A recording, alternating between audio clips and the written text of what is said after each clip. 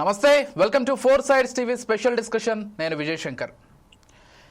Americans first ఇదే నినాదాన్ని Trump గతం నుంచి కూడా వినిపిస్తూ ఉన్నారు. ఇప్పుడు మరింత బలంగా వినిపిస్తున్నారనే చెప్పుకోవాలి.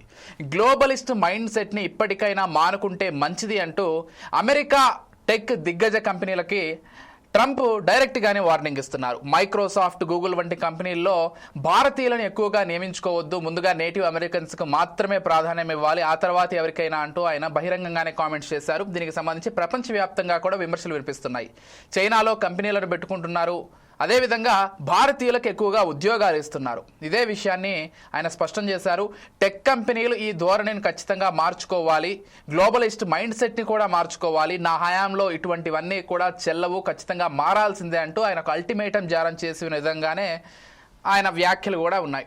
ఇదే కాదు, అనేక విషయాల్లో ఇప్పటికే ఆయన ప్రపంచ దేశాలపైన కొంత విషం కక్కుతూనే వస్తున్నారు.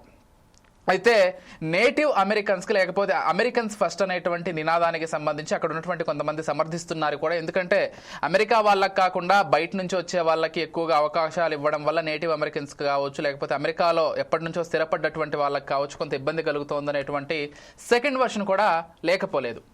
ఏదేమైనప్పటికీ భారతీయులను ఆయన గతం నుంచి టార్గెట్ చేస్తూ వస్తున్నారు. జన్మతహా వచ్చే పౌరసత్వానికి సంబంధించి కూడా ఇప్పటికే దాన్ని రద్దు చేస్తూ ఆయన తీసుకున్నటువంటి నిర్ణయం కూడా ప్రపంచవ్యాప్తంగా చర్చనీయాంశమైంది. అసలు ట్రంప్ తీసుకునే నిర్ణయాల వెనుక ట్రంపే ఉన్నారా లేకపోతే ఇంకెవరైనా ఉన్నారా, ఇవన్నీ కూడా చర్చనీయాంశమే. అసలు ట్రంప్ ఎందుకు ఇలాంటి విచిత్రమైన ధోరణిలో ప్రవర్తిస్తున్నారనేటువంటి చర్చ కూడా లేకపోలేదు. ఇదే అంశానికి సంబంధించి ఈరోజు మనతో పాటు డిస్కస్ చేయడానికి కోటేశ్వరరావు గారు సిద్ధంగా ఉన్నారు. వారితో పాటు మరికొంతమంది గెస్టులు కూడా జాయిన్ అయ్యారు. అందరితో కూడా డిస్కస్ చేద్దాం. భీమరావు నాయక్ గారు టీపీసీసీ అధికార ప్రతినిధి వారు కూడా జాయిన్ అయ్యారు. ముందుగా కోటేశ్వరరావు గారితో మాట్లాడదాం. కోటేశ్వరరావు గారు, గుడ్ ఈవినింగ్ అండి. గుడ్ ఈవినింగ్, చెప్పండి. కోటేశ్వరరావు గారు, అంటే టూ వర్షన్స్ ఖచ్చితంగా వినిపిస్తున్నాయి. ఇక్కడ మనం భారతీయులకు ఉద్యోగాలు ఇవ్వద్దు అన్నదాన్ని ఖచ్చితంగా వ్యతిరేకిస్తాం. ప్రపంచవ్యాప్తంగా కూడా కొంత విమర్శలు వినిపిస్తున్నాయి ట్రంప్ పైన. కాకపోతే అక్కడ ఉన్నటువంటి నేటివ్ అమెరికన్స్ వాళ్ళు గళం వినిపించడం వల్లే ట్రంప్ ఇటువంటి నిర్ణయాలు తీసుకుంటున్నారు. ఎందుకంటే వాళ్ళకు ఉద్యోగాలు ఇవ్వకుండా బయట దేశాల నుంచి వచ్చేటువంటి వాళ్ళకి ఎక్కువగా ప్రాధాన్యం ఇస్తుండడంతో ఈ రచ్చంతా జరుగుతోందనేటువంటి చర్చ కూడా లేకపోలేదు. అసలు మీ వర్షన్లో ట్రంప్ తీసుకునేటువంటి విధానాలు లేకపోతే ఈ వైఖరికి సంబంధించి ఏం చెప్తారు? గతంలో ఎంతో మంది పనిచేశారు అమెరికా అధ్యక్షులుగా, కాకపోతే ఇంత ఇటువంటి డెసిషన్స్, ఇటువంటి బోల్డ్ స్టేట్మెంట్స్ అయితే ఎవరు ఇచ్చుండరు నాకు తెలిసి. ఏం చెప్తారు? అమెరికా సమాజంలో తలెత్తినటువంటి నిరసన లేదా అమెరికా సమాజంలో, అమెరికా ఆర్థిక వ్యవస్థలో తలెత్తినటువంటి సమస్యలు, వీటన్నింటి సమాహారమే డొనాల్డ్ ట్రంప్ ఇవాళ తీసుకుంటున్నటువంటి చర్యలు. ఉన్న రోగం ఒకటైతే ఆ దానికి వేయాల్సినటువంటి మందు ఒకటైతే మరొకటి వేయించేందుకు ప్రయత్నిస్తున్నాడు. దానిలో భాగమే ఇలాంటి పిచ్చి పనులు అనేటువంటిది నా అభిప్రాయం. అవుట్ సోర్సింగ్ అనేటువంటిది గడిచినటువంటి 25-30 సంవత్సరాలు లేదా ఇంకా చెప్పాలంటే 40 సంవత్సరాలుగా అమెరికన్ కార్పొరేట్లకి కాసులు కురిపించింది. ఇప్పటికీ అమెరికన్ కార్పొరేట్లకి కాసులు కురిపిస్తుంది. అది చివరికి ఎంత దాకా వెళ్ళింది అంటే టాయిలెట్స్ లో వాడేటువంటి పేపర్ దగ్గర నుంచి రోజు ధరించేటువంటి పాదరక్షలను కూడా అమెరికాలో తయారు చేయకుండా ఎక్కడ చౌకగా తయారైతే అక్కడ, అది చైనా కావచ్చు, వియత్నాం కావచ్చు, లేదా బంగ్లాదేశ్ కావచ్చు, ఇండోనేషియా, భారత్, ఏ దేశం అయినప్పటికీ ఎక్కడ చౌకగా తయారైతే అక్కడ తయారు చేయించి వాళ్ళే పరిశ్రమలు పెడతారు, వాళ్ళే తయారు చేస్తారు, వాళ్ళే దిగుమతి చేసుకుంటారు. ఇది ఒక వ్యవహారం అయితే, చౌకగా పనిచేసేటువంటి శ్రమశక్తి, వాళ్ళు శారీరక శ్రమ చేసేటువంటి వాళ్ళైనా లేదా వ్యవసాయ క్షేత్రాల్లో పనిచేసేటువంటి వాళ్ళైనా, లేదు అమెరికన్లో గృహాల్లో పనిచేసేటువంటి సహాయకులుగా పనిచేసేటువంటి వాళ్ళైనా, టెక్నాలజీ కంపెనీల్లో పనిచేసేటువంటి సాంకేతిక నిపుణులు కావచ్చు, ఇంజనీర్లైనా, వీళ్ళందరినీ కూడా చౌకగా వచ్చేటువంటి వాళ్ళు ఎక్కడి నుంచి వస్తే అక్కడ. అది ఇవాళ మనం చూసుకున్నాం. భారత్ నుంచి, చైనా నుంచి, ఇంకా అనేక దేశాల నుంచి ఆ విధంగా. అంటే అమెరికన్లకు ఇచ్చేటువంటి వేతనాలతో పోలిస్తే తక్కువ వేతనాలకు వచ్చేటువంటి వాళ్ళు ఎవరుంటే వాళ్ళందరినీ కూడా రమ్మని ప్రోత్సహించారు.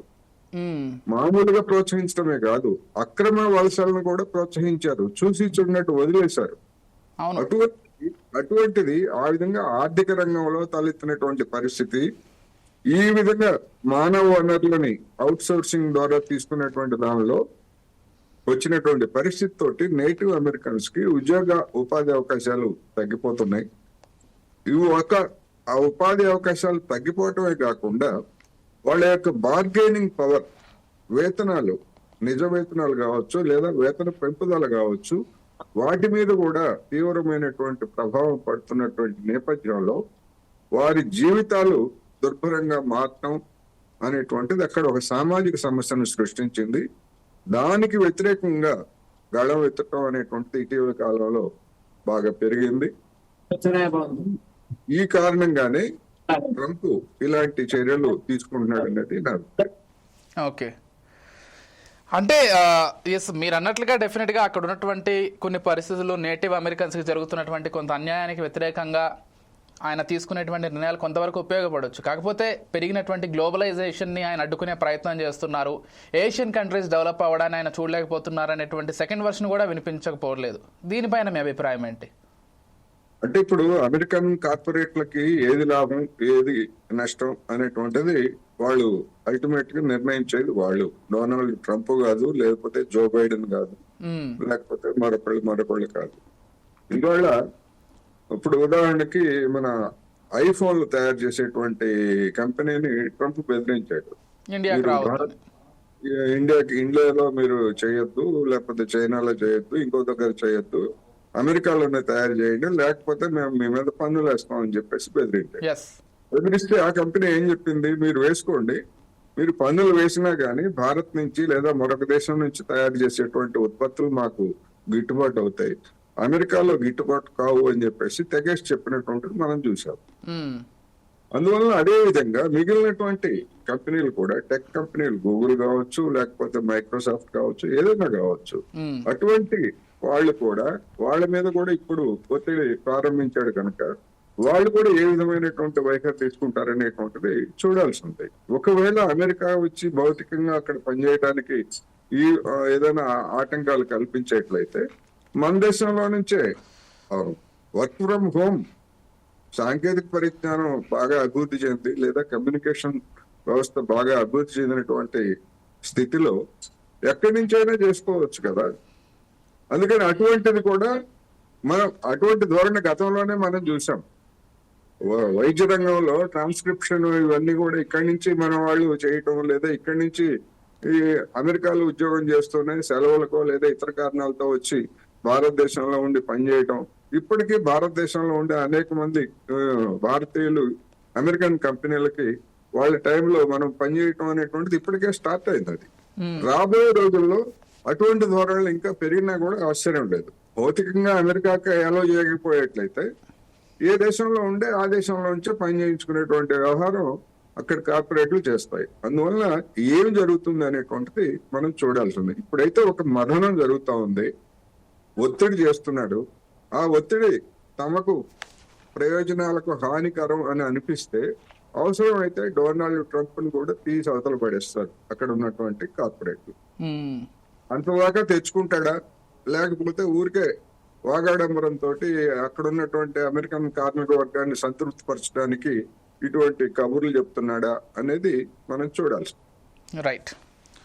భీమరావు నాయక్ గారితో ఒకసారి మాట్లాడి మళ్ళీ మీ దగ్గరికి వస్తాను. కోటేశ్వరరావు గారు, భీమరావు నాయక్ గారు నమస్తే అండి.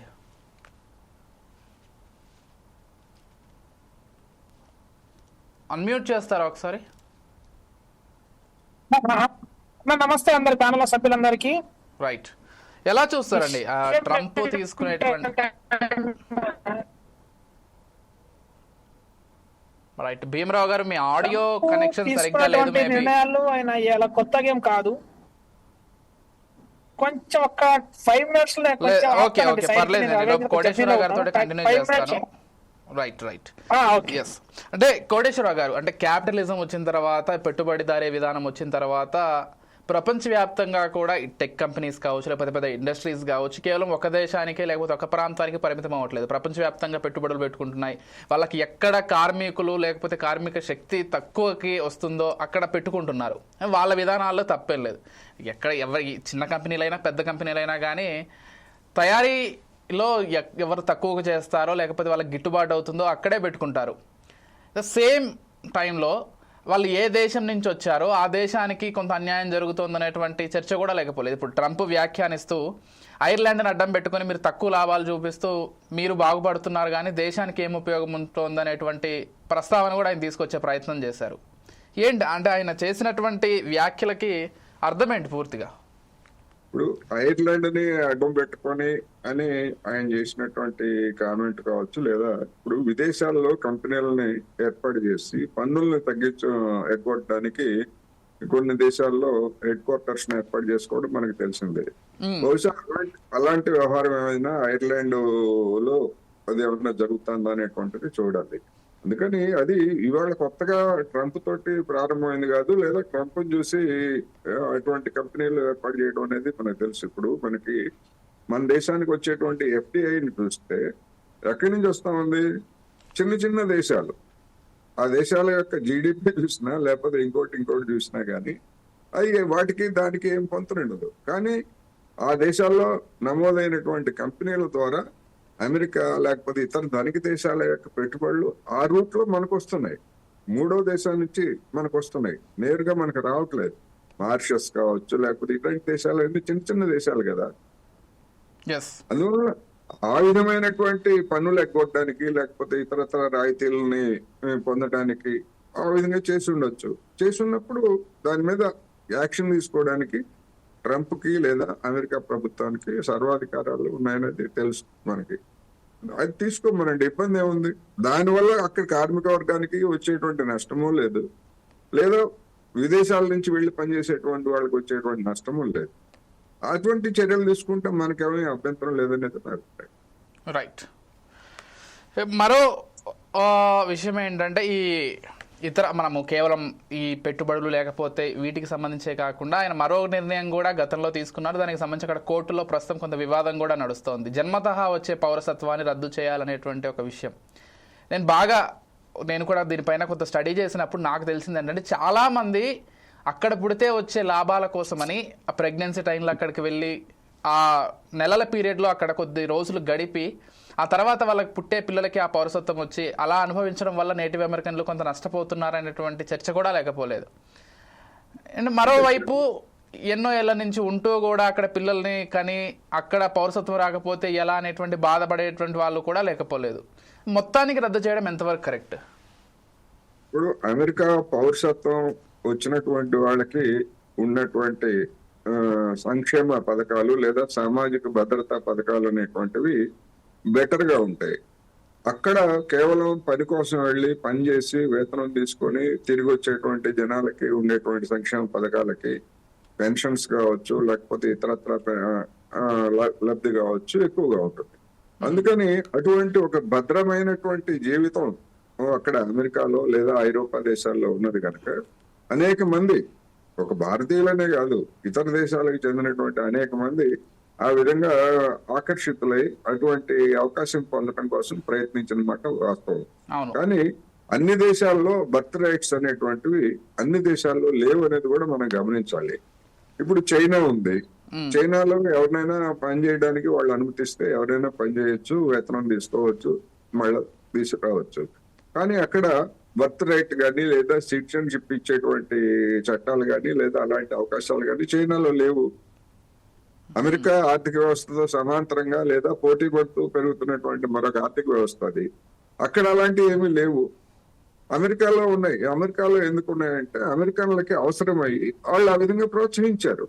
వాళ్ళకి మనం ముందు చెప్పుకున్నట్టుగా ఎక్కడి నుంచి చౌకగా ఇప్పుడు వైద్యులు కానీ ఇంజనీర్లు కానీ లేదా ఇప్పుడు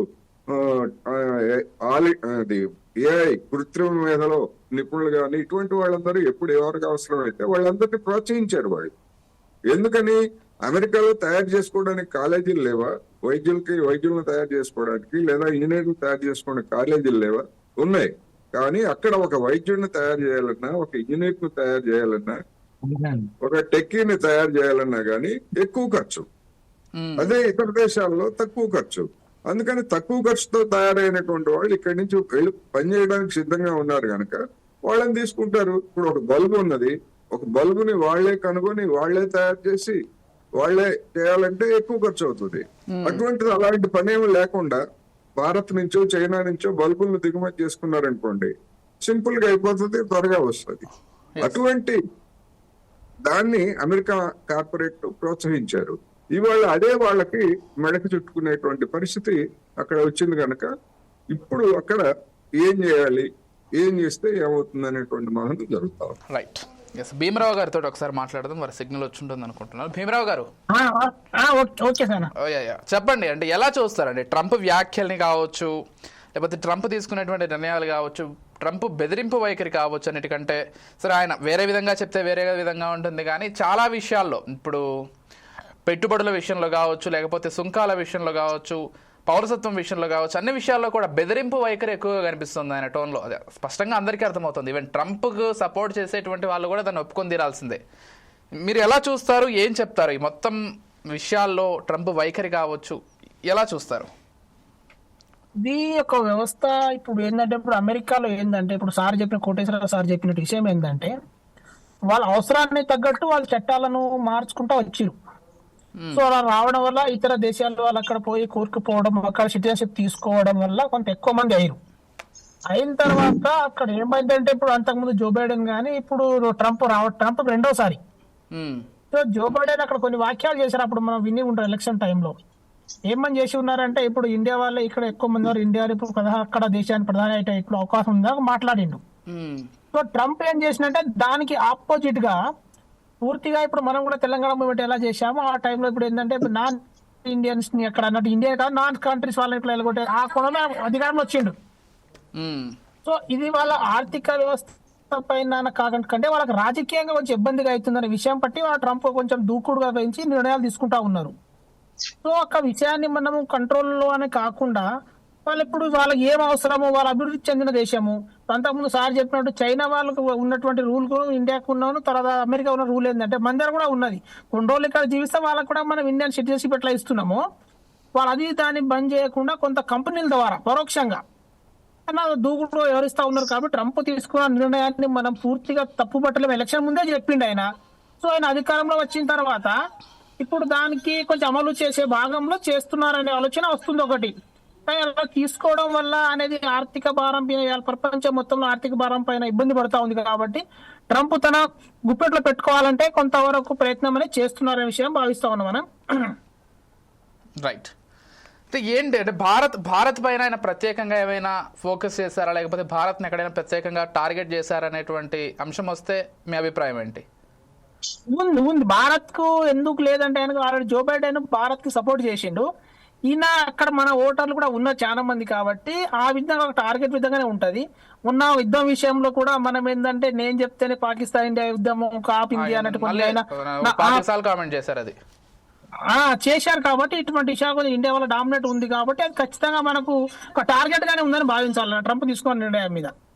ఎందుకంటే ఇండియా వాళ్ళు చాలా మంది ఉన్నారు అక్కడ. అసలు ఆయనకి ఓటర్లు అక్కడ రాజకీయంగా కూడా ఆయన కొంత తగ్గించి మన ఇండియా వాళ్ళు కంట్రీ వాళ్ళు డెవలప్ చేసుకోవాలని కాకుండా మన కంట్రీ వల్లనే మనము ఒక ఓటర్లుగా మార్చుకోవాలనే ప్రయత్నం చేస్తా ఉన్నాడు ఆయన. అది కాబట్టి ట్రంప్ తీసుకున్న నిర్ణయం ఖచ్చితంగా ఇండియా వాళ్ళ కొంత ఇబ్బందికరంగానే ఉంటుంది, కొంత దెబ్బగానే ఉండి భావించాలి మనం. కోటేశ్వరరావు గారు, ఇవే కాకుండా ఆయన సుంకాల విషయంలో కూడా మీరు రష్యాతో వాణిజ్య సంబంధాలు పెట్టుకుంటే నేను మీ పైన ఎక్కువ సుంకాలు విధిస్తాను, ఇది ఎంతవరకు సబబు? అంటే ఇప్పుడు ఏ దేశానికి ఉన్నటువంటి ఆర్థిక సంబంధాల విషయంలో కావచ్చు, లేకపోతే దౌత్య సంబంధాల విషయంలో ఆ దేశాలకు ఉంటాయి. వాటిని చూపించి మీరు ఇతర దేశాలతోటి, అంటే వాళ్ళకు పడినటువంటి దేశాలతోటి మిత్రత్వంగా ఉంటే నేను మీ పైన టార్గెట్ చేస్తాను, మీ పైన ఎక్కువ సుంకాలు విధిస్తానని కామెంట్ చేయడం ఎంతవరకు కరెక్ట్? ఏ రకమైన ధోరణి ఇది? ఇది గూండాయిజం. గూండాయిజానికి సిద్ధాంతాలు, రూల్స్ అట్లాంటివి ఏమి ఉండవు కదా ఎక్కడైనా.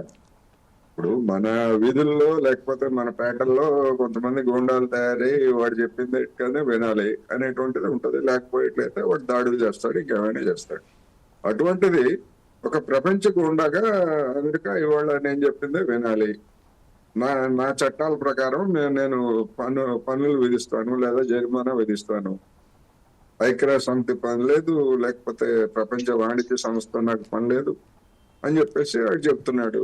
ఎందుకు అంటే అటువంటి అమెరికాకి లొంగిపోయేటువంటి వాళ్ళు లేదా అటువంటి అమెరికాతోటి సంబంధాలు కావాలని కోరుకునేటువంటి బలహీనులు ప్రపంచంలో అనేక దేశాల్లో ఉన్నారు కనుక దాన్ని అడ్వాంటేజ్ గా తీసుకొని మొత్తం ప్రపంచం అంతా తాను చెప్పినట్టు నడవాలనేటువంటిది చూస్తున్నాడు. అందుకని అది ఇప్పుడు అమెరికాలో ఉన్నటువంటి భారతీయులు చాలా మంది ఉన్నమాట వాస్తవం. వాళ్ళందరిలో ఎక్కువ మంది రిపబ్లికన్ పార్టీకి వ్యతిరేకంగా ఉంటారు. ఎందుకు అంటే రేసిజం, భారతీయులన్నా లేకపోతే ఇతర నల్ల జాతీయులన్నా ఇంకోళ్ళన్నా కానీ అక్కడ ఉన్నటువంటి శ్వేతజాతి దురహంకారం అనేటువంటిది ఉంటది. ఆ శ్వేతజాతి దురహంకారం అనేటువంటిది రిపబ్లికన్స్ కి అది కేంద్రం అటువంటి దురహంకారులకి. కానీ డెమోక్రటిక్ పార్టీలో కూడా కొంతమంది శ్వేతజాతి దురహంకారులు ఉన్నమాట వాస్తవం. మొత్తం మీద చూసినప్పుడు వాళ్ళు ఉన్నంత సాఫ్ట్ గా రిపబ్లికన్స్ ఉండేటువంటి అవకాశం లేదు. అందుకని రాజకీయాలతో నిమిత్తం లేకుండా ఎవరైనప్పటికీ అక్కడ భారతీయులుగా ఉన్నవాళ్ళు కావచ్చు, పాకిస్తానీలు కావచ్చు, లేదా చైనీస్ కావచ్చు, ఎవరైనా కానీ డెమోక్రటిక్ పార్టీ మద్దతుదారులుగా ఉంటారు. అటువంటి మద్దతుదారుల మీదనే ఇప్పుడు ట్రంప్ ఈ విధమైనటువంటి ధ్వజం ప్రారంభిస్తున్నాడు. ఎట్లాగో తన ఓటర్లు కాదు వీళ్ళు, కొంతమంది మైనారిటీ ఎప్పుడు ఉంటారు. అటువంటి వాళ్ళని నేను ఎందుకు అనుమతించాలి, అటువంటి వాళ్ళని నేను కొత్తగా ఎందుకు తీసుకురావాలి అనేటువంటి ఒక జాతి అహంకారం కూడా దీనిలో కనిపిస్తుంది అనేది మనం గమనించాలి. ఇక భారతదేశానికి సంబంధించి ఏమైనా ఒత్తిడి చేస్తున్నాడా అంటే భారతదేశం మీద ఇప్పటికే అనేక రకాలుగా ఒత్తిడి చేస్తున్నాడు. ఆ ఒత్తిడి కారణంగానే భారతదేశాన్ని లొంగ తీసుకోవాలి, భారత్ మార్కెట్ ను పూర్తిగా ఆక్రమించాలనేటువంటి దురుద్దేశం అతని గాడికి ఉంది కనుక మనతోటి ఇప్పుడు సంప్రదింపులు జరుపుతున్నటువంటి వాణిజ్య ఒప్పందం కుదరకపోవడానికి కూడా అదే కారణం. మన వ్యవసాయ రంగం, వ్యవసాయ అనుబంధమైనటువంటి పౌల్ట్రీ, అదేవిధంగా డైరీ రంగాలన్నింటినీ కూడా ఓపెన్ చేయాలనేటువంటిది అమెరికా చేస్తున్నటువంటి ప్రధానమైనటువంటి డిమాండ్. ఆ డిమాండ్ కి తలొగ్గితే ఆ ఒప్పందం చేసుకుంటే ఇక్కడ భారతదేశంలో ఎవరైతే ఒప్పందం చేసుకున్నారో ఆ ఒప్పందం చేసుకున్నటువంటి వాళ్ళకి నూకలు చెల్లుతాయి. అవి నరేంద్ర మోడీ అయినా లేకపోతే గతంలో మన్మోహన్ సింగ్ అయినా. గతంలో మన్మోహన్ సింగ్ వీళ్ళందరూ కూడా వ్యతిరేకించారు. ఎందుకని ఇక్కడ రైతాంగంలో గగ్గోలు వచ్చిన తర్వాత వాళ్ళకి వ్యతిరేకంగా మారుతారు. ఇప్పుడు నరేంద్ర మోడీ గారికి కూడా అదే ఒక విషమ పరీక్ష ట్రంప్ పెట్టాడు. ఆ ఒప్పందాన్ని అంగీకరిస్తే వాళ్ళు సంతోషిస్తారు, వాళ్ళు బ్రహ్మాండమైనటువంటి బిరుదులు ఇస్తారు, ఇంకోటి చేస్తారు. కానీ ఆ ఒప్పందం మీద సంతకాలు వచ్చి భారతదేశంలో వీధుల్లో తిరగడానికి ఇక్కడ ఉన్నటువంటి పాలక పార్టీ నేతలకి ధైర్యం తాగట్లేదు. అందుకని ఇప్పుడు ఏం చేయాలో తోచక ఆ ఒప్పందం జూలై 9వ తారీఖు అన్నారు, అది పోయింది. ఇప్పుడు ఆగస్టు 1వ తారీఖు అంటున్నారు. ఆ 1వ తారీఖు లోపల ఏం కుదురుతుందో లేదో తెలియదు. కుదిరేటువంటి అవకాశాలు లేకనే ఇప్పుడు ట్రంప్ రకరకాల బెదిరింపులు, మీరు చెప్పినటువంటి 500% లేదా రష్యా ఆయిల్ కొంటే రష్యా ఆయిల్ వాళ్ళు మనం కొంటాం ఏంటి? ఉక్రెయిన్ యుద్ధం ప్రారంభమైనప్పటి నుంచి రష్యా మీద ఆంక్షలు పెడితే దాన్ని ధిక్కరించి మనము చైనా అందరం కొనుగోలు చేస్తున్నాం కదా. ఇవాళ కొత్తగా చెప్పడం ఏంటంటే మరొక బ్లాక్ మెయిల్. అంటే మీరు గమనించారో లేదో, ట్రంప్ బాగా విషయం చెబుతున్నటువంటి కంట్రీస్ లో గతంలో అంటే అమెరికాకు రష్యాకు పడకపోయి ఉండేదేమో కానీ ఇప్పుడు ఆ టార్గెట్ మొత్తం కూడా చైనా భారత్ పైన మళ్ళిందనేది అర్థం చేసుకోవచ్చు. మనకు అది క్లియర్ గా అర్థమవుతుంది. దేనికి అంటే ప్రపంచంలో మంచి దేశాలుగా ఎదుగుతున్నాయనేనా? మంచి దేశాలుగా ఎదుగుతున్నాయా లేకపోతే చెడు దేశాలు అనేటువంటిది కాదు. రష్యాను దెబ్బతీయాలి అనేటువంటిది అతని ప్రథమ టార్గెట్. అటువంటి రష్యా ఇవాళ నిలదొక్కున్నది అంటే దానికి భారత్ ను రష్యా నుంచి కొనుగోలు చేస్తున్నటువంటి ఆయుధాలు కావచ్చు, లేదా రష్యా నుంచి కొనుగోలు చేస్తున్నటువంటి ఎరువులు కావచ్చు, లేదా ఇతరత్ర వ్యవసాయ ఉత్పత్తులు కావచ్చు, లేదా ముఖ్యంగా ముడి చమురు కావచ్చు, ఇవన్నీ కూడా అమెరికా ఆంక్షల్ని మనం ఖాతరు చేయకుండా అక్కడి నుంచి మనం దిగుమతులు చేసుకుంటున్నాం. అదే మనకు తెలుసు. అది ఎప్పటి నుంచో ఇప్పుడు బంగ్లాదేశ్ కి విముక్తి సమయంలో మన నాటి ప్రభుత్వం రక్షణ ఒప్పందం కుదుర్చుకుంది. ఎందుకు రక్షణ ఒప్పందం కుదుర్చుకుంది? అంతకుముందు రక్షణ ఒప్పందం లేదు మనకి. ఎందుకు కుదుర్చుకుందంటే బంగ్లాదేశ్ లో మన అక్కడ జరిగినటువంటి విముక్తి పోరాటానికి మన మిలిటరీ సాయం చేయడం తోటి మనల్ని దెబ్బతీయడానికి అమెరికా సప్తమ నౌకాదళాన్ని బంగాళాఖాతానికి తిప్పింది. అవును. అంటే మీ మీద దాడి చేస్తామని చెప్పేసి మనకు బెదిరింపులకు దిగినప్పుడు ఆనాడు ప్రధానమంత్రిగా ఉన్నటువంటి ఇందిరాగాంధీ సోవియట్ యూనియన్ తోటి రక్షణ ఒప్పందం చేసుకుంది. అవును. రక్షణ ఒప్పందం అంటే ఏంటి? ఎవరైనా మన మీద ఇంకొకళ్ళు చేసినా లేదా రష్యా మీద ఇంకొకళ్ళు చేసినా గానీ మనం ప్రత్యక్షంగా పరస్పరం ఎదుర్కోవడానికి అవును. ఆ విధమైనటువంటి ఒప్పందం చేసుకున్న తర్వాతనే అమెరికా వెనక్కి తగ్గింది. అప్పుడు అది సాధ్యమైంది అక్కడ. Indira haven't cared about America ఎప్పుడు కూడా, ఆమె బహిరంగంగానే కామెంట్ చేసింది. అటువంటి ఆ ఒప్పందం ఇప్పటికీ సోవియట్ యూనియన్ రద్దయిపోయినా గానీ రష్యా ద్వారా అది ఇప్పటికీ కొనసాగుతా ఉంది. అది అవును. అటువంటి ఒప్పందం ఉన్నటువంటి దేశం నుంచి తన ఫోల్డ్ లోకి రావాలనేటువంటిది అమెరికా ఎప్పటి నుంచో ఒత్తిడి చేస్తా ఉంది. అది మన్మోహన్ సింగ్ హయాంలో ఒత్తిడి చేసింది, ఇప్పుడు నరేంద్ర మోడీ గారి హయాంలో ఒత్తిడి చేసింది. కానీ ఇక్కడ మన ప్రయోజనాలు అనేటువంటివి ప్రధానంగా ఉన్నాయి కనుక నాడు మన్మోహన్ సింగ్ కొంత అణు ఒప్పందం పేరుతోటి కొంత లొంగాడు. తర్వాత నరేంద్ర మోడీ గారు కూడా కొన్ని విషయాల్లో లొంగారు. కానీ పూర్తిగా లొంగితే మాత్రం ఎవరికి ఇక్కడ భారతదేశంలో తలెత్తేటువంటి పరిస్థితులు తట్టుకునే స్థితి లేదు. అదేవిధంగా చైనా విషయానికి వస్తే చైనా కూడా మనకి మనకంటే ఎక్కువగా రష్యా నుంచి కొనుగోలు చేస్తా ఉంది. కొన్ని ఆయుధాలు కూడా ఇస్తుందని చెప్తున్నారు. ఇస్తుందో లేదో మనకైతే తెలియదు, ఇస్తుండొచ్చు కూడా, ఏవోదని ఏం చెప్పలేము. అందుకని ఈ రెండింటిని రష్యాకి దూరం చేసేట్లయితే ఇంకా తనకి ఎదురు ఉండదు అనేటువంటి ఎత్తుగడ దీనిలో కనిపిస్తాం. అందుకని మన రెండు దేశాలని ముఖ్యంగా తర్వాత బ్రిక్స్ లో ఉన్నటువంటి బ్రెజిల్ ని కూడా కలిపి 3 దేశాల మీద యుద్ధం ప్రకటించాడు. రైట్. మనతో పాటు మస్తాన్ రావు గారు, అదేవిధంగా వెంకటరెడ్డి గారు కూడా జాయిన్ అయ్యారు బీజేపీ పార్టీ నుంచి. ముందుగా మస్తాన్ రావు గారితో మాట్లాడదాం. మస్తాన్ రావు గారు, వెల్కమ్ అండి. సార్ నమస్తే. సార్ విజయ్ గారు నమస్తే. నమస్తే అండి. ఏంటండి ట్రంప్ ధోరణి గతంలో ఆయన అధికారంలో ఉన్నప్పటికీ ఇప్పటికీ పూర్తి తేడా కనిపిస్తోంది. ఆయన ఈసారి అధికారంలోకి వచ్చిన తర్వాత యాంటీ గ్లోబలైజేషన్కి అనుకూలంగా వెళ్తున్నారంటే కేవలం అమెరికన్లకు మాత్రమే ఉద్యోగాలు ఉండాలి, ఇండియన్స్ రాకూడదు ఇక్కడ ఉద్యోగాలు చేయడానికి, లేకపోతే చైనాకు పెట్టుబడులు పెట్టకూడదు ఇక్కడ ఉన్నటువంటి కంపెనీలు, ఇవన్నీ కూడా వ్యాఖ్యానిస్తున్నారు. ఇవి మాత్రమే కాదు, జన్మతహా వచ్చేటువంటి పౌరసత్వం విషయంలో కావచ్చు, లేకపోతే రష్యాకు అనుకూలంగా ఉన్నటువంటి దేశాలతోటి ఆయన ఎంత కఠినంగా వ్యవహరిస్తున్నారో, లేకపోతే బహిరంగ కామెంట్స్ చేస్తున్నారో, ఇవన్నీ కూడా చూస్తూ వస్తున్నాం. నిన్న ఆయన తాజాగా చేసినటువంటి కామెంట్స్, ఇక్కడ ఉన్నటువంటి కంపెనీలు ఏవి కూడా భారతదేశాలకు ఉద్యోగాలు ఇవ్వకూడదు, మీరు చైనాలో పెట్టుబడులు పెట్టకూడదు అనేటువంటి కామెంట్స్ బహిరంగంగా చేశారు. ఈ దౌత్య సంబంధాలు దెబ్బతింటాయన్నటువంటి విషయం కూడా ఆయన ఆలోచించారో లేదో కూడా తెలియదు. కానీ ఇటీవల కాలంలో ఆయన కామెంట్స్ అన్నీ కూడా బహిరంగంగానే ఉంటున్నాయి, మీడియా వేదికగానే ఉంటున్నాయి, ప్రపంచవ్యాప్తంగా చర్చకు వస్తున్నాయి. ఏంటి, ఎలా అర్థం చేసుకోవాలి ట్రంప్ వైఖరిని, ట్రంప్ వ్యాఖ్యల్ని ఎలా అర్థం చేసుకోవాలి? అంటే ప్రపంచంలో ప్రస్తుతం అమెరికా తన ఆధిపత్య ధోరణికి ట్రంప్ వ్యాఖ్యలు ఎప్పటికప్పుడు అర్థం పడుతూ ఉన్నాయి. మనం చూస్తే ఏ విషయంలో చూడండి, మన దేశం అనే కాదు, మన దేశానికి ఇప్పుడు అది ఖర్చుగా సెగ తగులుతా ఉంది ట్రంప్ వ్యాఖ్యల వల్ల. మామూలుగా ట్రంప్ రెండోసారి అధికారం వచ్చినప్పటి నుంచి చూస్తే ఆయన అమెరికా ఫస్ట్ అనే నినాదాన్ని ఇచ్చుంటాడు, దానికి ఎన్నికల్లో కూడా హామీ ఇచ్చుండొచ్చు. కానీ ఎప్పుడైనా కూడా ఎన్నికల హామీల్లో ఇచ్చారు కదా అని కరపెత్తనం అందరి మీద చేస్తానంటే కుదిరే పని కాదు కదా. అమెరికన్లే వ్యతిరేకిస్తా ఉన్నారు. ఇప్పుడు ఫెడరల్ అప్పీల్స్ కోర్టు ఏం చెప్పింది, నిన్న ఏం చెప్పింది, దానికి సంబంధించి జన్మతః పౌరసత్వం విషయంలో ఆమె ట్రంప్ తీసుకున్న నిర్ణయాన్ని తప్పుపట్టిన పరిస్థితి ఉంది.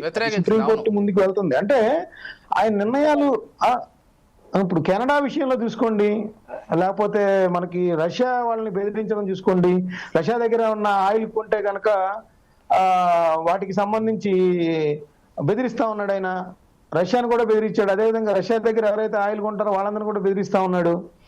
ఇంకోటి చూస్తే మన భారత్ పాక్ సంబంధించిన ఇప్పుడు మొన్న జరిగిన యుద్ధం వ్యవహారం చూసినట్లయితే ఆయన తరచుగా మాటలు మారుస్తున్నాడు, ఇష్టం వచ్చినట్టు. అదేదో ఒక దేశ అధ్యక్షుడు, పెద్ద అగ్రరాజ్యానికి అధ్యక్షుడిగా మాట్లాడుతున్నట్టు లేదు, చిల్లరగా మాట్లాడుతున్నట్టుంది. కొన్ని సందర్భాలేమో చాలా చిల్లరగా వ్యవహరిస్తున్నారు, కొన్ని సందర్భాలేమో పెద్ద డాన్ లాగా వ్యవహరిస్తున్నారు.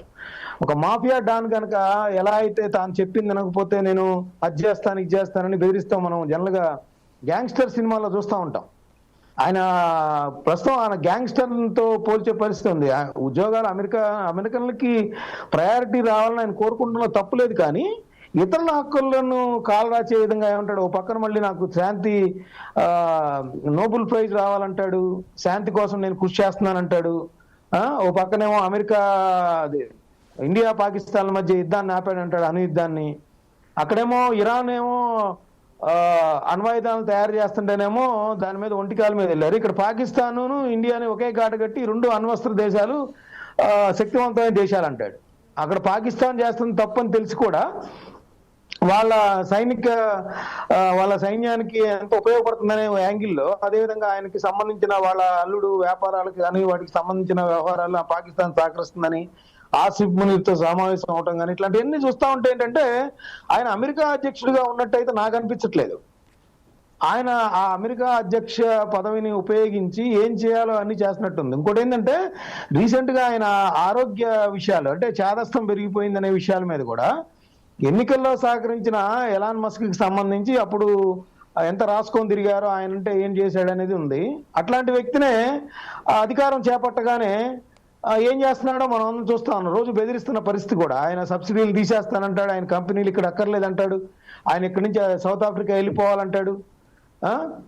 ఒకటి కాదు, చూడండి మీరు, చైనాను బెదిరించే విషయంలో కానీ లేకపోతే ఎవరినైనా. అయితే ఆ విషయం ఏంటంటే ఆయన ప్రస్తుతం ఇదే గనక వేరే దేశం గనక ఏదన్నా చేసి ఉంటే మిగతా దేశాలన్నీ కూడా మండిపడాయి. అక్కడ ఏంటంటే అది ఆధిపత్య దేశం కాబట్టి, దాంతో అందరికీ సంబంధాలు అవసరం కాబట్టి, ఎక్కడ సైనిక చర్య జరిగినా అమెరికా పాత్ర విడదీయలేని విధంగా ఉంది కాబట్టి ఆ విధంగా ఆయన డాన్ తరహా పాత్రను అయితే ఇప్పుడు పోషిస్తా ఉన్నారు. అయితే ఇది భవిష్యత్తులో అంటే ఇండియా కూడా తమ నిరసనను ఎక్కడికక్కడ తెలియజేయాల్సిన అవసరం ఉంది.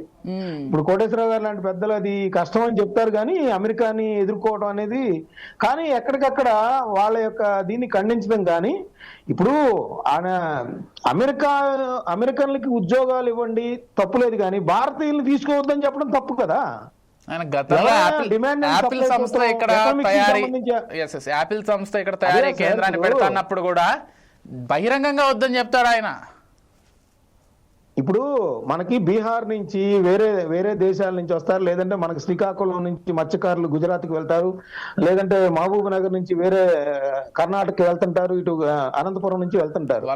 ఎవరిని వద్దనరు. ఎవరి తక్కువ వేతనాలకు లభిస్తే వాళ్ళు తీసుకొని వాళ్ళ యొక్క సమర్థతని, వాళ్ళ యొక్క పనితీరుని, వాళ్ళు పనిచేసేందువల్ల మనకి ఎంత త్వరితగతిన పనులు అవుతాయి, మనకి ఎంత మన సంస్థలకు లాభాలు ఉంటాయి అనేది దిశగా వాళ్ళు నిర్ణయాలు తీసుకుంటారు. అంతేగాని ఆయన ఇండియా వాళ్ళు తక్కువకే వస్తున్నారు కాబట్టి మీరు వాళ్ళని అట్లా తీసుకోవద్దు, ఎక్కువగా అమెరికన్లను తీసుకోమంటే ఎందుకు తీసుకుంటాయి? అప్పుడు ఆయన కూడా వ్యాపారం చేస్తున్నాడు. వ్యాపారం అంతిమ లక్ష్యం ఏంటి? లాభాలు. అంతేగా. అమెరికన్లను తీసుకోండి, అమెరికన్లు కూడా అప్పుడు వాళ్ళని విజ్ఞప్తి చేయమనండి, భారతీయుల కంటే తక్కువకే దొరుకుతారు వేతనాలను. ఎందుకు వస్తున్నాయి? అమెరికా తెలివితేటల పరంగా కానీ, ప్రతిభ పరంగా కానీ, కమిట్మెంట్ పరంగా కానీ, సమర్థత పరంగా కానీ, గూగుల్, మైక్రోసాఫ్ట్ వీటన్నిటికి కూడా నాయకత్వ లక్షణాలు ఉండి వాళ్ళు ఎందుకు అప్పచెబుతున్నారు సీఈఓలుగా? ఆయన చెప్పినందువల్ల ఏమంటే తగ్గిస్తే అవుతుందా ఏంటి? సమర్థత ఎక్కడుందో, కమిట్మెంట్ ఎక్కడుందో, తక్కువ వేతనాలకు ఎక్కడ లభిస్తారో ఏంటి అనేది పాయింట్ అన్ని చూసుకొని ఆ కంపెనీలు ముందుకెళ్తాయి. అయితే ఇటీవల కాలంలో ఆయన భారత్ని సుంకాల పరంగా బెదిరిస్తున్నారు, ఒక పక్కన పాకిస్తాన్ని ప్రోత్సహించే విధంగా కామెంట్ చేస్తా ఉన్నారు. అదేవిధంగా ఇండియా కనుక ఒప్పుకోకపోతే ఒక పక్కన మనకి సంబంధించి కూడా వాణిజ్యం సార్వభౌమత్వాన్ని, ఒక్క నిమిషం విజయ్ గారు, సార్వభౌమత్వాన్ని ప్రశ్నించే విధంగా ఆయన అతను వాణిజ్యానికిను మన పాకిస్తాన్ తో యుద్ధానికి ముడిపెడతా ఉన్నాడు. ఎప్పుడు భారతదేశం ఎప్పుడు కూడా ఆ విధంగా ప్రవర్తించదు. భారతదేశం ఎప్పుడు కూడా మన భారతీయుల యొక్క రక్షణనే ప్రథమ అవసరంగా లేదా ప్రథమ ప్రాధాన్యంగా భావించింది. ఆయన ఏమంటాడంటే నేను వ్యాపారం ఆపేస్తా అన్నాను, వాణిజ్యం ఇస్తా అన్నాను కాబట్టి భారత్ దిగొచ్చింది అంటున్నాడు ఆయన. సో ఇలాంటి అంతర్జాతీయ వేదికల మీద ఖండించాలి. ఎందుకంటే మనము ఇటీవల కాలంలో డాలర్ వ్యతిరేకంగా ఉన్న కరెన్సీ విషయంలో కూడా మనం సమావేశం అవుతున్నాం అనే విషయంలో కూడా ఆయన కొంత ఆగ్రహం ఉంది. ఇవన్నీ కలగలిపి తరచుగా యాపిల్ విషయంలో కానీ, ఇప్పుడు నిన్న ఏ సదస్సులో కానీ ఆయన మాట్లాడితే భారతీయుల మీదకి వస్తున్న విషయాన్ని ఎప్పుడు కూడా భారతదేశం సీరియస్ గా తీసుకోవాల్సిన అవసరం ఉందని అయితే నేను చెప్తా. రైట్, ఒకసారి వెంకటరెడ్డి గారితో మాట్లాడదాం. వెంకటరెడ్డి గారు నమస్తే అండి. నమస్తే విజయ్ గారు. నమస్తే. అంటే సరే, విశ్లేషకులు మనతో పాటు ఉన్నటువంటి ఇతర మిత్రులు మాట్లాడిన దానికి కాకుండా కొంత వేరే విషయాలు కూడా చర్చిద్దాం. ఎందుకంటే మీరు ఈరోజు భారతదేశంలో అధికారంలో ఉన్నటువంటి పార్టీ నుంచి డిబేట్లో ప్రాతినిధ్యం వహిస్తున్నారు కాబట్టి ట్రంప్ దాదాపు నాకు తెలిసినంత వరకు ఇప్పటికి ఒక 25 సార్లు కామెంట్ చేస్తుంటాడు, ఇంకా ఎక్కువ సార్లు కామెంట్ చేశాడు, పాకిస్తాన్ భారత్ యుద్ధం ఆపడానికి నేనే కారణమని. ఎందుకు అంతర్జాతీయ వేదికల పైన మనం ఎందుకు దాన్ని గట్టిగా తిప్పికొట్టలేకపోతున్నాం? రష్యాతోటి మీరు వాణిజ్యాన్ని కొనసాగిస్తే మీ పైన ఎక్కువ సుంకాలు వేస్తాం, లేకపోతే యాపిల్ తయారీ సంస్థ అసలు భారత్లో పెట్టొద్దని బహిరంగంగా యాపిల్ సంస్థని బెదిరించడం, ఇప్పుడు భారతీయులను అసలు ఉద్యోగాల్లో తీసుకోవద్దని మైక్రోసాఫ్ట్, గూగుల్ లాంటి దిగ్గజ కంపెనీలను బెదిరించడం అన్నీ జరుగుతున్నాయి.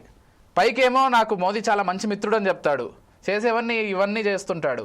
ఎందుకు అంతర్జాతీయ వేదికల పైన మనం ఎందుకు ఖండించలేకపోతున్నాం? లేకపోతే ఒక ఇంటర్నేషనల్ మీడియా కాన్ఫరెన్స్ పెట్టి అసలు మేము we don't care about America అనేటువంటి ఒక విషయాన్ని ఎందుకు చెప్పలేకపోతున్నాం?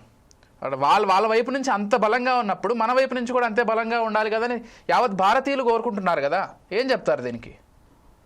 అవును, అంటే ఇప్పుడు మీరు అన్నట్టుగా ట్రంప్ రిలీజ్ చేస్తున్న స్టేట్మెంట్స్ కానీ లేకపోతే మాట్లాడుతున్న మాటలు కానీ ఇప్పుడు కాదు కదా. ఆయన ముందు నుంచి మొదటిసారి గెలిచినప్పుడు అట్లాగే మాట్లాడాడు, ఇప్పుడు రెండోసారి గెలిచినప్పుడు కూడా అదే విధంగా మాట్లాడుతున్నాడు. ఎప్పుడు ఏం మాట్లాడతాడు, ఏం చేస్తాడు అనేది కూడా ఇప్పుడు అందరు కూడా అన్ప్రెడిక్టబుల్. చెప్పాలంటే ఆయన మాటలన్నీ కూడా అన్ప్రెడిక్టబుల్ గా ఉంటాయి. ఇప్పుడు ఆయనే చెప్పిండు, నేను సీజ్ ఫైర్ కి నేను చెప్తేనే బంద్ చేసిరు అని చెప్పిండు. మధ్యలో మళ్ళీ ఆయనే చెప్పిండు పాకిస్తానే మొట్టమొదట కాల్ చేసింది ఇండియాకి, ఈ తర్వాతనే అది సీజ్ ఫైర్ అయిపోయింది అని చెప్పి ఆయనే చెప్పిండు. ఆయన రకరకాల మాటలు మాట్లాడుతున్నాడు, ఎవరు సీరియస్ తీసుకోవట్లేదు ఇండిగా. ఇప్పుడు బయట ఈవెన్ ఇంటర్నేషనల్ మీడియాలో కూడా చెప్పినా కూడా ఇప్పుడు ఎవరు దాంట్లో కూడా ఆయన సీరియస్ తీసుకుంటూ ఎవరు కనపట్లేదు చెప్పాలంటే. రెండో పాయింట్ ఏంటంటే ఇదే విషయం ఆపరేషన్ సింధూర్ గురించి మాట్లాడడానికి, ఆపరేషన్ సింధూర్ గ్లోబల్ గా కంట్రీస్ చెప్పడానికి ఒక 4-5 teams Modi government, Bharatiya Janata party government పంపించింది. ఇది యుఎస్కి వెళ్ళారు, తర్వాత మిడిల్ ఈస్ట్కి వెళ్ళారు, తర్వాత ఆఫ్రికన్ కంట్రీస్కి వెళ్ళారు. అక్కడ మొత్తం టోటల్ గా డిస్క్రైబ్ చేసి వాళ్ళకి అందరికి చెప్పి వచ్చారు. అది డెఫినెట్ గా అది వెళ్ళిపోయింది, అది రీచ్ అంతా కూడా అందరికి రీచ్ అయింది. రెండో పాయింట్ ఏంటంటే నిన్న మోడీ మాట్లాడిన మాటలు కూడా అంతకుముందు చాలా సార్లు మాట్లాడాడు, ఒకటి కాదు కదా. ఫస్ట్ బిగినింగ్ లో ఆయన వచ్చినప్పుడు కొన్ని యూనివర్సిటీస్ మీదనే ఫైర్ అయ్యాడు, యూనివర్సిటీస్ బంద్ చేయాలి, ఫారెన్ స్టూడెంట్స్ తీసుకోవద్దు, పెద్ద యూనివర్సిటీస్ చెప్పాలంటే అలాంటి యూనివర్సిటీ మీరు బంద్ చేసేయండి, తీసుకోవద్దు అని చెప్పి ఫస్ట్ వాటి మీద. తర్వాత టారిఫ్ మీద మీ మీద 200% టారిఫ్ వేస్తాం అని చెప్పి రకరకాల కంట్రీస్ మీద కూడా మాట్లాడాడు. మళ్ళీ యూటర్న్ తీసుకొని ఆయనే వచ్చి లేదు మీకు అంత వేయట్లేదు, మేము తగ్గిస్తా ఉన్నాం, దాంట్లో 50% ఇంకా 25% ఇస్తామని చెప్పి. ఇప్పుడు రేపో ఎల్లుండో ఇక్కడ ఇది కూడా అగ్రిమెంట్ చేసుకునే అవకాశాలు ఉండి ఇండియా తోటి, అది లెస్ దాన్ 10% అని చెప్పి వస్తా ఉంది. సో మోస్ట్లీ అంతకంటే ఎక్కువ ఉండదు ఆయనకి. ఎందుకంటే మన మీద టారిఫ్ వేస్తాం, మనం కూడా వాళ్ళ మీద టారిఫ్ వేస్తాం. డెఫినెట్ గా వాళ్ళే ఫేస్ చేసేది రేపొద్దున ఎకానమీలో ఇప్పటికే చచ్చి బతుకుతా ఉన్నారు, డెఫినెట్ గా వాళ్ళు కూడా ఫేస్ చేస్తారు. ఫేస్ చేసినప్పుడు మరి వాళ్ళ రేట్లు ఇవన్నీ కూడా పెరుగుతాయి. పబ్లిక్ నుంచి కూడా రెసెషన్ వచ్చే అవకాశాలు ఉంటాయి, వాళ్ళు అపోజ్ చేసే అవకాశాలు ఉంటాయి. సో మూడో పాయింట్ ఏంటంటే నిన్న మాట్లాడిన ఏదైతే ఏఐ మీద సమ్మిట్ లో మాట్లాడిన మాటలు ఏవైతే ఉన్నాయో ఆయన ఏంటి గ్లోబల్ టెక్ డెవలప్మెంట్, ఏఐ మీద మాకు ప్రాతినిధ్యం ఉండాలి, మేమే గొప్పగా ఉండాలి, ఇంపార్టెంట్ ఉండాలి. తర్వాత రెండవది ఏంటంటే దాంట్లో వచ్చే గ్లోబల్ ప్రాఫిట్ కానీ గ్లోబల్ మైండ్ సెట్ కానీ మనకే ఉండాలి, మన దగ్గరే ఉండాలి, ఆ కంపెనీస్ కూడా మన దగ్గరే ఉండాలి, అవుట్ సోర్సింగ్ మాత్రం బయట చేసుకోవద్దని ఆయన ఏంది 3 పాయింట్ మాట్లాడాడు. ఒకటి, మ్యానుఫ్యాక్చరింగ్ సెక్టర్ చైనా నుంచి జరుగుతా ఉంది, మనం అంతా అక్కడ మ్యానుఫ్యాక్చర్ చేస్తా ఉన్నాం. రెండవది, ఎంప్లాయ్మెంట్ అంతా ఇండియా నుంచి తీసుకుంటా ఉన్నాం. మూడవది, we are slashing or starting or economy or financials in Ireland అని చెప్పుకుంటూ వచ్చాడు. సో మన దగ్గర ఏం జరగట్లేదు, మన దగ్గర చేయండి, ఎట్టి పరిస్థితుల్లో అమెరికా గ్రేట్ అగైన్ అనే ఆ నినాదాన్ని మీరు సపోర్ట్ చేయండి అని చెప్పి ఆ గ్లోబల్ టెక్ కంపెనీస్ కి like Google and Microsoft companies చెప్తా ఉన్నాడు. నేనేమంటున్నంటే ఈ గూగుల్, మైక్రోసాఫ్ట్ కానీ మిగతా ఐబిఎం కానీ డెల్ కానీ మిగతా కంపెనీస్ అన్నిట్లో కూడా 60-70% క్రీమీ కంపెనీస్ ఉన్నాయో వాటిలో సిఇఓలు ఎవరు? మన ఇండియన్సే కదా దాంట్లో ఉన్నది కూడా. సో మన ఇండియన్సే డామినేట్ చేస్తా ఉన్నారు, మన ఇండియన్ ఇంటెలిజెన్స్ నే వాళ్ళు యూజ్ చేసుకుంటా ఉన్నారు. అమెరికన్ మరి డామినేట్ చేయడానికి, అమెరికన్ డామినేట్ చేసేది కూడా మనమే చెప్పాలంటే. అలాంటి కంపెనీస్ లో మనం ఉన్నప్పుడు రేపొద్దున మన ఎంప్లాయీస్ తీసుకోవద్దని చెప్పి ఎందుకు తీసుకుంటున్నారు? పోనీ వాళ్ళు మన దగ్గర ఏదో ఫ్రీగా ఇష్టం వచ్చినట్టు తీసుకోవట్లేదు కదా. ఇక్కడ కూడా మెరిట్ బేస్డ్ లో తీసుకుంటా ఉన్నారు. ఎంప్లాయ్మెంట్ అంతా కూడా మెరిట్ బేస్డ్. 85,000 జాబ్స్ H1B విసాలు ఉంటే దాంట్లో 60-70% మనకే వస్తా ఉన్నాయి. ఎందుకు వస్తున్నాయి? మెరిట్ బేస్డ్ కాబట్టి, మనకు ఆ టాలెంట్ ఉంది కాబట్టి, మనకి ఆ క్యాపబిలిటీస్ ఉన్నాయి కాబట్టి, మనకు ఆ కమిట్మెంట్, డెడికేషన్, ఎక్స్ట్రాడినరీ క్యాపబిలిటీస్ ఉన్నాయి, తర్వాత అనలిటిక్స్ స్కిల్స్ ఉన్నాయి, మ్యాథమెటికల్ ఎబిలిటీ ఉంది కాబట్టి మనం తీసుకుంటా ఉన్నారు.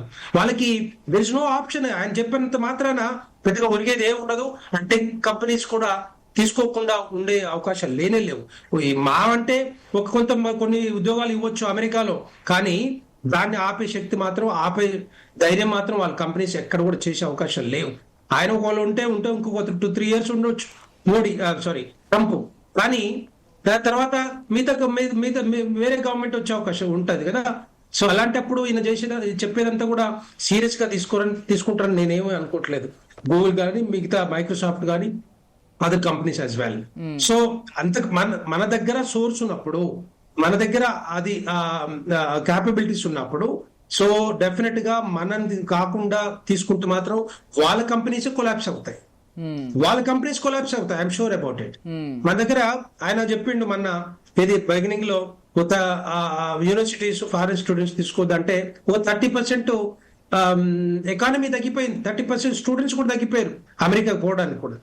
ఎందుకంటే అక్కడ ఇష్యూస్ ఉన్నాయి కాబట్టి, రేపొద్దున ఇష్యూస్ ఉంటాయి కాబట్టి, ఆల్రెడీ స్టూడెంట్స్ కి ఇది ఉన్న స్టూడెంట్స్ కూడా ఫేస్ చేస్తున్నారు కాబట్టి, దాంట్లో మరి మోస్ట్ ఆఫ్ ది ఇన్కమ్ ఎక్కడి నుంచి వస్తుందంటే మన స్టూడెంట్స్ మీదనే. మనం కట్టే లక్షల కొద్ది స్టూడెంట్స్ ఫీజుల మీదనే. దగ్గర ఒక ప్రోగ్రామ్ చేయాలంటే కనీసం ఒక 40-50 లక్షలు మనం ఖర్చు పెడతా ఉన్నాం అక్కడ. సో అలాంటి ఖర్చు పెట్టేప్పుడు వాళ్ళ ఎకానమీ తగ్గదా?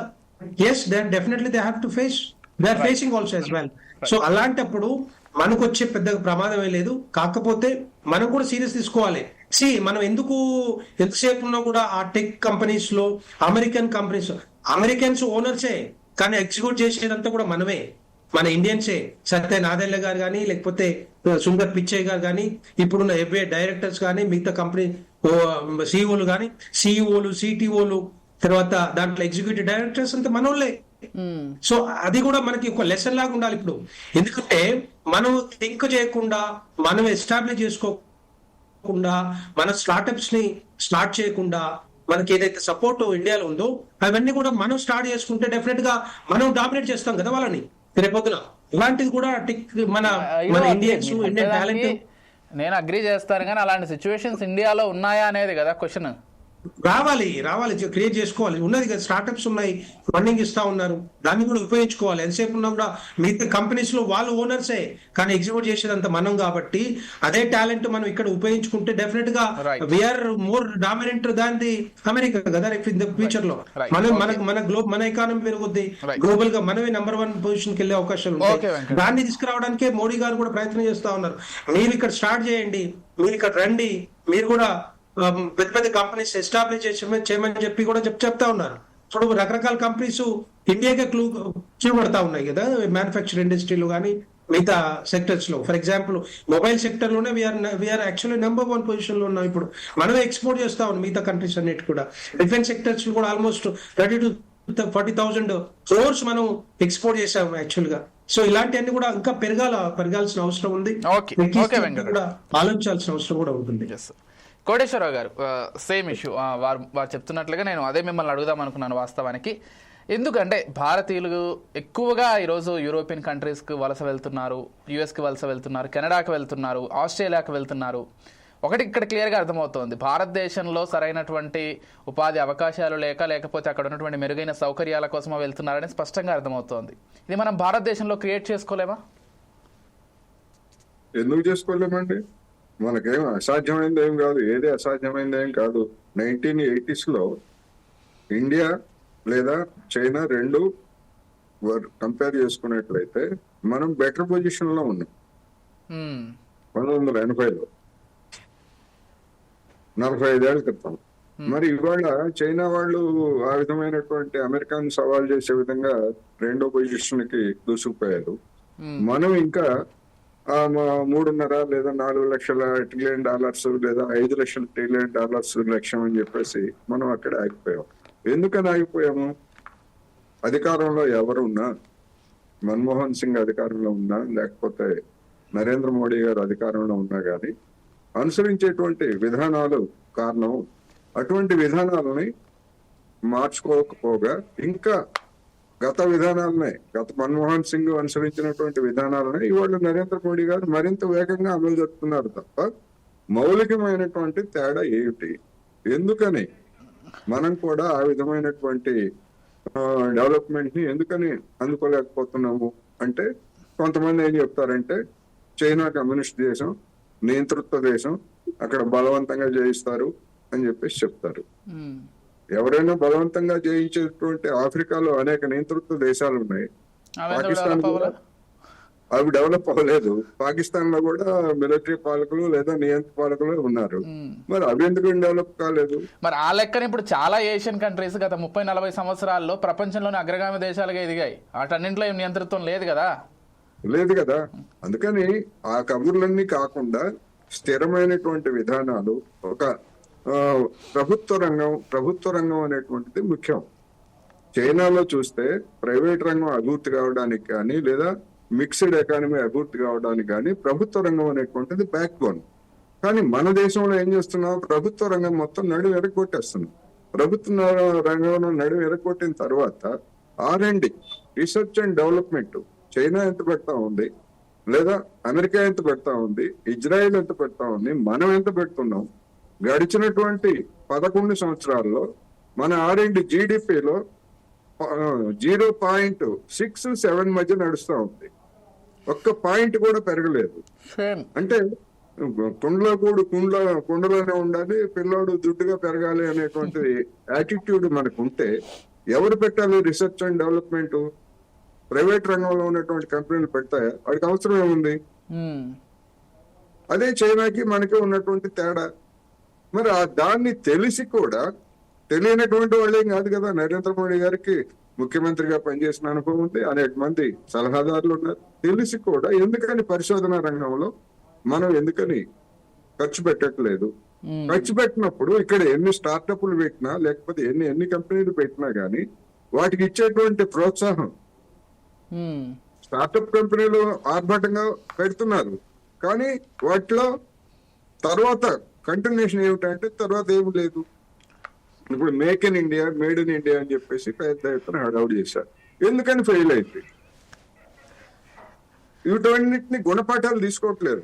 సేపటికి ప్రచారార్భాటం తప్ప చేయాల్సింది చేయట్లేదు. స్థిరమైనటువంటి ఒక 5 ఏళ్ళు ఈ విధమైనటువంటి ఒకే విధమైనటువంటి వైఖరిని అనుసరిస్తాము, లేదా 10 ఏళ్ళు ఒకే వైఖరిని అనుసరిస్తాము, ఆ విధమైనటువంటివి ఏమీ లేదు కదా. కబుర్లు తప్ప ఆచరణ లేదు. పెట్టుబడులు రావడానికి లేదా ఇక్కడ ఉన్నటువంటి వాళ్ళు డెవలప్ కావడానికి అవసరమైనటువంటి ఎన్విరాన్మెంట్ ని ఇక్కడ మనం సృష్టించలేకపోవడమే ప్రధానమైనటువంటి కారణం. రైట్. థ్యాంక్ యూ కోటేశ్వరరావు గారు. అదేవిధంగా డిబేట్లో పాల్గొన్నటువంటి మిగిలినటువంటి ప్యానల్ సభ్యులందరికీ, మస్తాన్ రావు గారికి కావచ్చు, వెంకటరెడ్డి గారికి కావచ్చు, లేకపోతే భీమరావు నాయక్ గారికి కావచ్చు, అందరికి కూడా థ్యాంక్ యూ సో మచ్ అండి. మీ అవగాహన పరంగా ప్రస్తుతం అమెరికాలో జరుగుతున్నటువంటి పరిణామాలకు సంబంధించి తెలిపే ప్రయత్నం చేసినందుకు, అదే కాకుండా భారతదేశం ఎటువంటి ప్రభావాన్ని ఎదుర్కొంటోంది ఈ అంశాల వల్ల అనే దానికి సంబంధించి కూడా తెలిపినందుకు. ఖచ్చితంగా ట్రంప్ వైఖరి అడిగితే కొంత విమర్శనాత్మకంగానే ఉంది. డెఫినెట్గా నేటివ్ అమెరికన్లకు లేకపోతే అమెరికాలో ఎప్పటి నుంచో స్థిరపడినటువంటి వాళ్ళకి ట్రంప్ మేలు చేయాలనుకుంటే చేసే విధానాలు అనేక రకాలుగా ఉన్నాయి. కేవలం దాన్ని అడ్డం పెట్టుకుని భారతీయులను బెదిరించడమో లేకపోతే చైనా వాళ్ళని బెదిరించడమో ఇతర దేశస్తులను బెదిరించడం ఏమాత్రం సమంజసం కాదు అనేది స్పష్టంగా పేర్కొనాల్సినటువంటి అంశం. ఇప్పటికైనా ట్రంప్ వైఖరిలో మార్పు రావాలని కోరుకుందాం. ఎందుకంటే సొంత అమెరికన్లే వ్యతిరేకించేటువంటి ఒక స్థితిలో ఈరోజు ట్రంప్ నిర్ణయాలు ఉంటున్నాయంటే ఎంత మూర్ఖంగా ఆయన కామెంట్ చేస్తున్నారు, ఎంత మూర్ఖంగా ఆయన కొన్ని స్టేట్మెంట్స్ రిలీజ్ చేస్తున్నారు అనేది అర్థం చేసుకోవచ్చు. ఇది వాటి special discussion. Keep watching 4 Sides TV.